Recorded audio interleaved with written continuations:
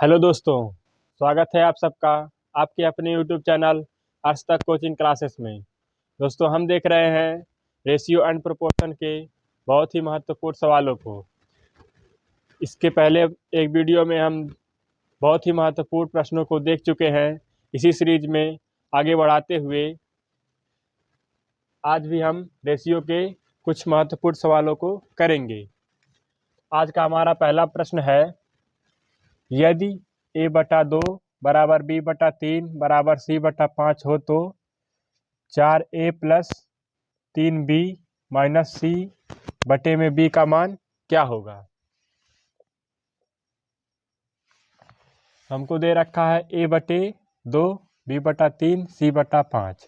अगर कहीं बराबर का ऐसे साइन लगा हो तो ये हमारा a का मान 2 हो जाएगा, b का मान 3 हो जाएगा और c का मान 5 हो जाएगा। इसमें आप लोगों को कुछ सोचना नहीं है। ज्ञात क्या करना है, ये हमको ज्ञात करना है।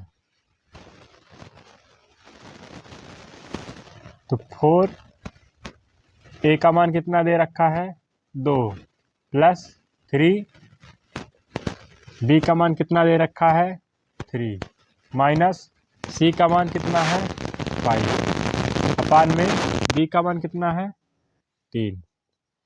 अब इसको सॉल्व कर देंगे।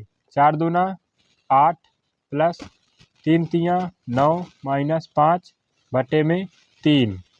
8 और 9 को जोड़ेंगे 17 माइनस 5 बटा में 3 बराबर 17 में से 5 जाएगा 12 बटा में 3। 3 को 3 से 12 को काटेंगे कितनी बार में जाएगा 4 बार में। ये हमारा 4 आंसर निकल कर आ गया। आइए बढ़ते हैं अगले प्रश्न पर।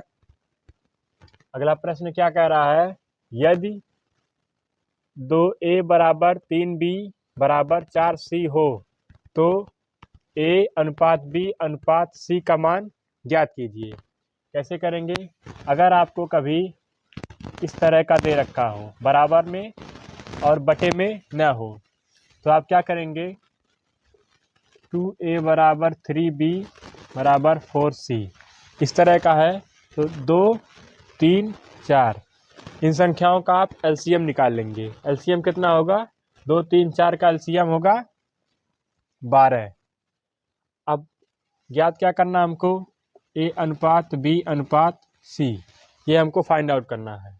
2 का भाग देंगे हम 12 में, एलसीएम में 2 से भाग देंगे कितना आ जाएगा 6 और 3 से भाग देंगे कितना आ जाएगा 4 और 4 से भाग देंगे कितना आ जाएगा 3 और यही हमारा रेशियो निकल कर आ गया और ये हमारा आंसर है।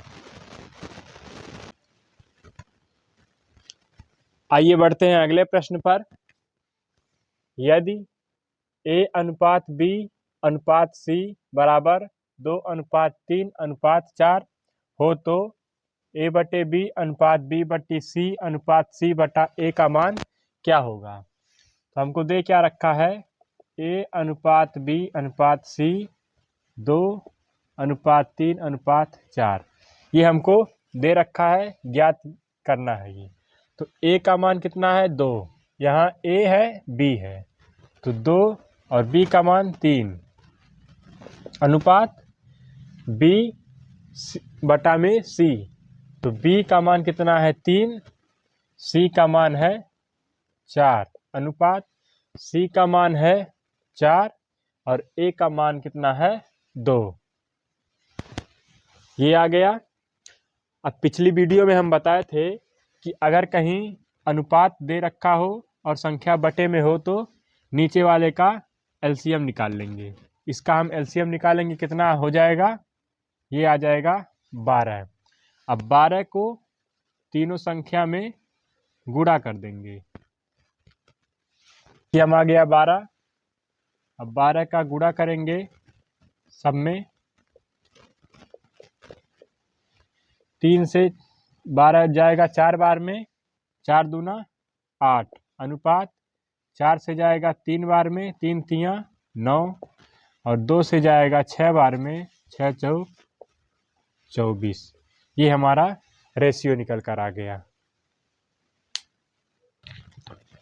आइए देखते हैं नेक्स्ट क्वेश्चन। यदि 4a माइनस 5b बटे में 4a प्लस 5b बराबर 1/6 इस तरह का सवाल दे रखा हो और a अनुपात b आपसे पूछ रहा हो, तो जब कभी मान लीजिए a बटा b बराबर c बटा d इस तरह का सवाल दे रखा हो, तो मैथ में क्या होता है कि बराबर अगर साइन लगा हो और संख्या बटे में हो तो इस तरह तिरछा में गुणा कर देते हैं। ये हो जाएगा AD बराबर BC, यही होता है, वही हमको यहाँ भी करना है। 6 का गुणा करेंगे 24, 4 में 6 चौक 24 A हो जाएगा माइनस 6 पचे 30 B हो जाएगा बराबर, इसका गुणा हो गया, अब इसका गुणा करना है। 1 का गुणा 4 में करेंगे 4A प्लस 5B, ये हो गया। अब 24A में से इधर कितना है 4A, तो यहाँ भी प्लस है और यहाँ भी प्लस है, तो ये जब प्लस बराबर के इधर आएगा तो क्या हो जाएगा माइनस में हो जाएगा। तो 24 में से 4 जाएगा, कितना हो जाएगा 20A हो जाएगा बराबर। अब यहाँ माइनस है और यहाँ प्लस है, लेकिन जब ये बराबर में इधर आएगा बराबर के इधर तो ये प्लस जो है माइनस में हो जाएगा। तो 30 और 5 जोड़ के कितना हो जाएगा 35B हो जाएगा। अब जो संख्या कट रही हो काट दीजिए, 5 चौक 20 4A और 5 सत्ते 35 7B।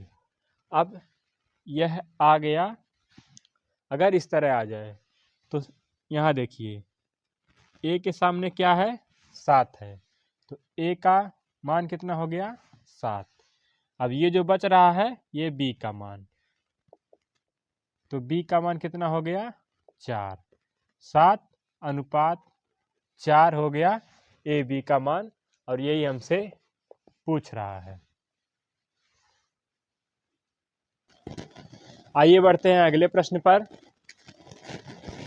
यदि 3A प्लस 5B अनुपात 3A माइनस 5B बराबर कितना है 5 अनुपात 1 हो तो A अनुपात B का मान ज्ञात करना है। अब ये सवाल डिफरेंट आ गया, क्या करना है, पहले वाले सवाल में आपको सेट करके दिया हुआ था, हल बस करना था, लेकिन इसको आपको सेट करके फिर हल करना पड़ेगा। तो हम जानते हैं कि अगर A अनुपात B कह रहा है तो इसका मतलब क्या हो गया A बट्टा में B, चाहे हम ऐसे लिखें चाहे ऐसे लिखें बात एक ही है। तो इसको भी कर देंगे हम बटे में 3A प्लस 5B बटे में 3A माइनस 5B। अब जिस तरह का पिछला सवाल था उस तरह का ये बन गया, बराबर में कितना है 5 बटे में 1 हो गया पिछले वाला सवाल। अब जैसा पीछे किए थे वैसा यहाँ भी कर देंगे। 1 का गुणा 3 में 3 प्लस 1 का गुणा 5 में 5B, 5 तियाँ अब नीचे में होगा 5 तियाँ 15A माइनस 5 पचे 25B। अब क्या करेंगे, यहाँ A है और यहाँ A है, तो 3A में से 15A चला जाएगा, क्योंकि यहाँ प्लस है और यहाँ प्लस है, तो जब ये बराबर के उधर जाएगा तो माइनस हो जाएगा, तो 15 में से 3 जाएगा, कितना बचेगा 12A बराबर। अब यहाँ 5B है और यहाँ 25B है, यहाँ माइनस है यहाँ प्लस है। अब ये प्लस का उधर जाएगा तो क्या हो जाएगा माइनस हो जाएगा, और जब माइनस हो जाएगा तो माइनस माइनस जुड़ जाएगा, तो 25 5 30B हो जाएगा, 30B हो गया। अब जो कट रहा हो काट दीजिए। क्या कटेगा? 6 दूना 12, 2A और 6 पच्चे 30, 5B हो गया। अब क्या करना है? अब A के सामने क्या दिख रहा है? 5 दिख रहा है, तो A अनुपात B ज्ञात करना है। A के सामने 5, A का मान 5 और B बच गया, B का मान कितना हो जाएगा? 2 हो जाएगा। ये हमारा उत्तर हो जाएगा। दोस्तों, अब तक हमने रेशियो या अनुपात के सवालों को देखा। अब हम समानुपात के बिंदुओं पर कुछ प्रकाश डाल लेते हैं। समानुपात क्या होता है?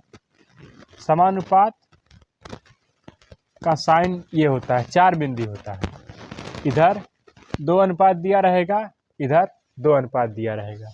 जैसे 2:3, 4:6, 2:3 समानुपात 4:6 इसको पढ़ा जाएगा। अब इसमें होता क्या है? ये समानुपात है, इसको हम बराबर से भी डिनोट कर सकते हैं। अगर बराबर करेंगे तो क्या होगा? 2/3 इसको ऐसे लिख सकते हैं, बराबर 4/6। ये समझ में आ रहा होगा आप लोगों को।